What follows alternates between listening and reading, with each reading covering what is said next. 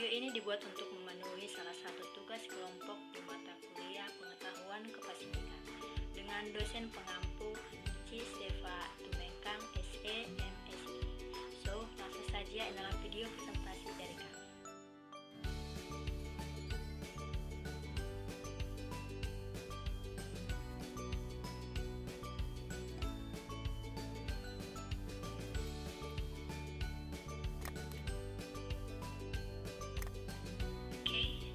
Omega Sringoringo. Di sini saya akan memandu video presentasi pada kali ini. Tapi sebelum kami membahas lebih lanjut, izinkan kami perkenalan terlebih dahulu. Yang pertama ada Omega Sringoringo, kedua Meilani Solung, ketiga Seva Yonatan Rombon, keempat Uri Yuniati, kelima Victory Andro Semangkut, keenam Benedita Lage, yang ketujuh Virian Barani, dan yang terakhir Prilly Pontororeng.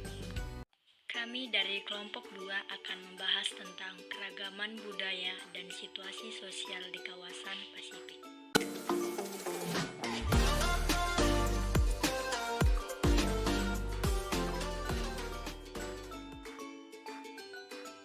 Keragaman budaya. Menurut KBBI, keragaman budaya dimaknai sebagai proses, cara, atau pembuatan menjadikan banyak macam ragamnya tentang kebudayaan yang sudah berkembang. Keanekaragaman budaya yaitu keunikan yang ada di muka bumi, di seluruh dunia, dengan banyak orang berbeda yang ada di dunia. Ada juga keanekaragaman budaya, khususnya di Indonesia.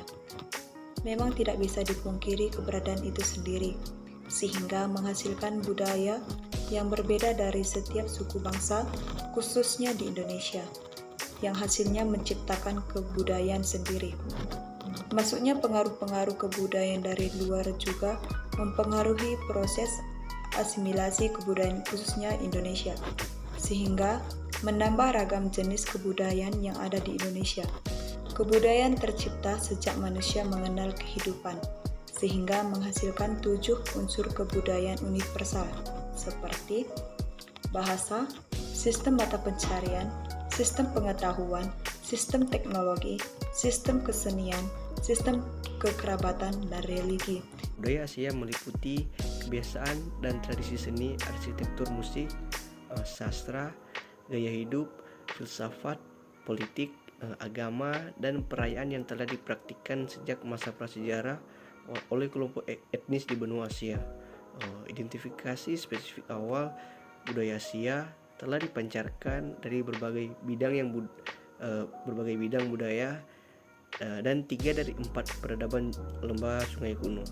Benua ini umumnya dibagi menjadi 6 wilayah geografis yang dicirikan oleh kesamaan atau keserumpunan yang dapat dirasakan seperti agama, bahasa, dan homogenitas etnis yang relatif.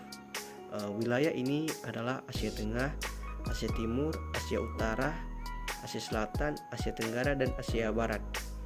Menteri Pendidikan, Kebudayaan, Riset, dan Teknologi Nadiem Anwar Makarim mengatakan Asia Pasifik merupakan wilayah dengan tingkat keberagaman budaya yang tinggi, di mana terdapat 48 negara dengan 17 zona waktu yang berbeda-beda.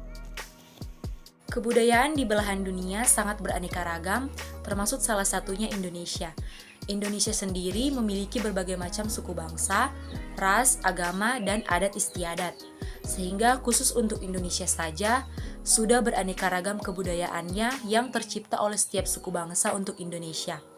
Begitu juga dengan sistem pengetahuan akan berisi tentang simbol-simbol pengetahuan yang digunakan oleh masyarakat pemiliknya untuk memahami dan menginterpretasikan lingkungannya.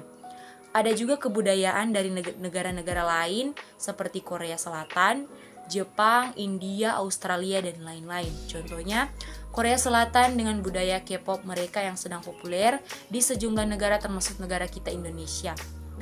Jepang dengan budayanya yaitu makanan-makanannya seperti sushi, ramen, dan lain-lain. Bertepatan dengan Hari Sumpah Pemuda pada tanggal 28 Oktober 2015 lalu, Menteri Pendidikan dan Kebudayaan meresmikan pembukaan pelaksanaan Melanesian Culture Festival atau MCF atau juga dikenal sebagai Festival Budaya Melanesia yang diselenggarakan di Kupang, Provinsi Nusa Tenggara Timur. MCF tersebut juga diikuti oleh beberapa negara tetangga di wilayah Pasifik, yaitu Timur Leste, Vanuatu, Kaledonia Baru, Kepulauan Solomon, Fiji, dan Papua Nugini. Indonesia sendiri menyertakan perwakilannya yang berasal dari beberapa provinsi dengan estetika dan corak kebudayaan Melanesia, yaitu Provinsi NTT, Provinsi Maluku, Provinsi Maluku Utara, Provinsi Papua, dan Provinsi Papua Barat.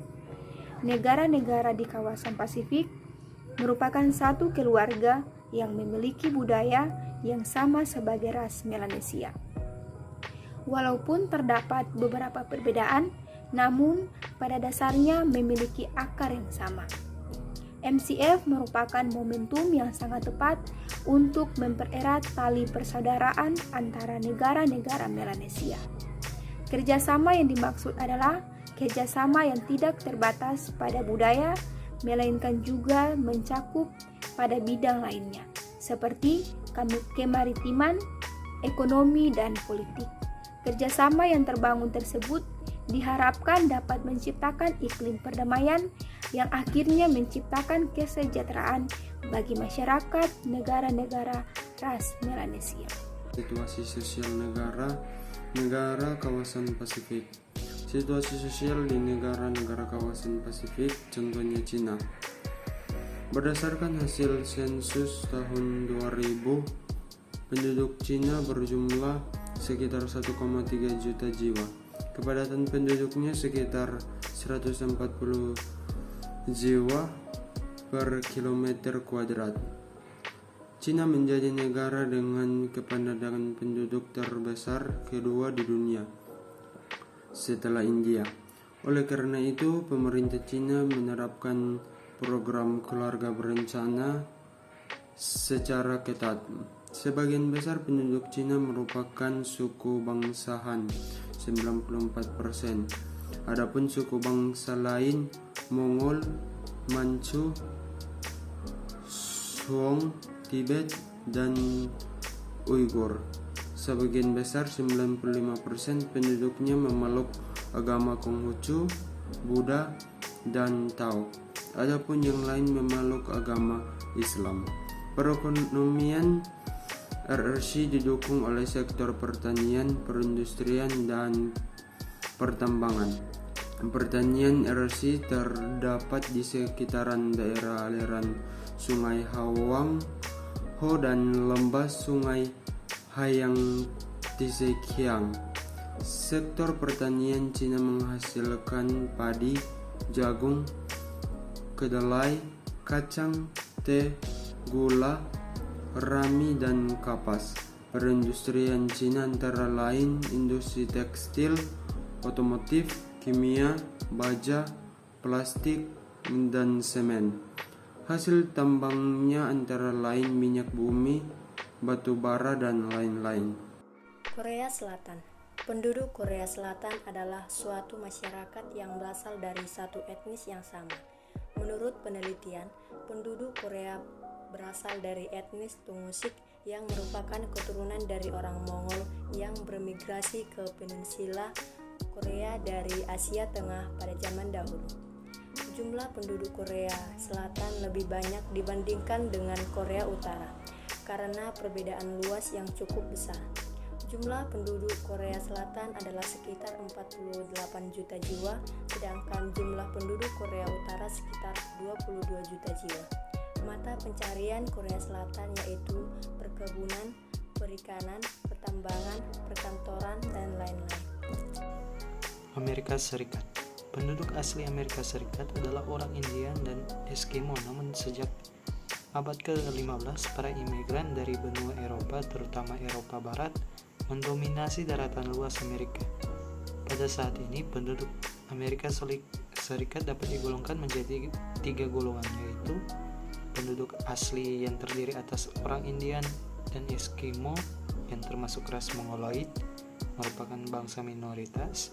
Yang kedua, penduduk imigran atau pendatang yang terdiri atas orang kulit putih ras Semit, Kaukasoid, orang kulit putih ras Negroid, dan orang-orang Asia ras Mongoloid. Yang ketiga, penduduk campuran yang terdiri atas mestizo hasil perkawinan orang kulit putih dengan India, mulatto hasil perkawinan orang kulit putih dengan Negro, dan Sambo hasil perkawinan orang Indian dengan Negro. Menteri Koordinator Bidang Pembangunan Manusia dan Kebudayaan, Menko PMK. Puan Maharani mengajak negara-negara Pasifik untuk berkolaborasi dalam budaya untuk menyatukan masyarakat internasional.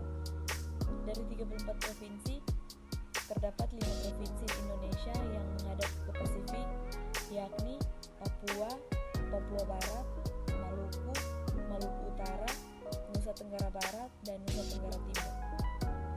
Sebagai masyarakat yang berada pada kawasan lokasi geografis yang sama, terdapat tradisi dan budaya yang dapat mendekatkan negara-negara Pasifik untuk berkolaborasi, kata Puan saat memberikan sambutan di hadapan delegasi 20 negara peserta Pasifik Culture Forum 2019. Menurut Puan, budaya berperan penting untuk mengintegrasikan masyarakat dalam tatanan sosial, politik, dan ekonomi. Budaya setiap bangsa akan diwariskan, dipelajari, dikembangkan, dan diintegrasikan kepada generasi berikutnya. Indonesia sebagai negara majemuk telah mampu mengintegrasikan beragam masyarakat menjadi satu bangsa melalui Pancasila dengan berdasarkan nilai-nilai gotong royong.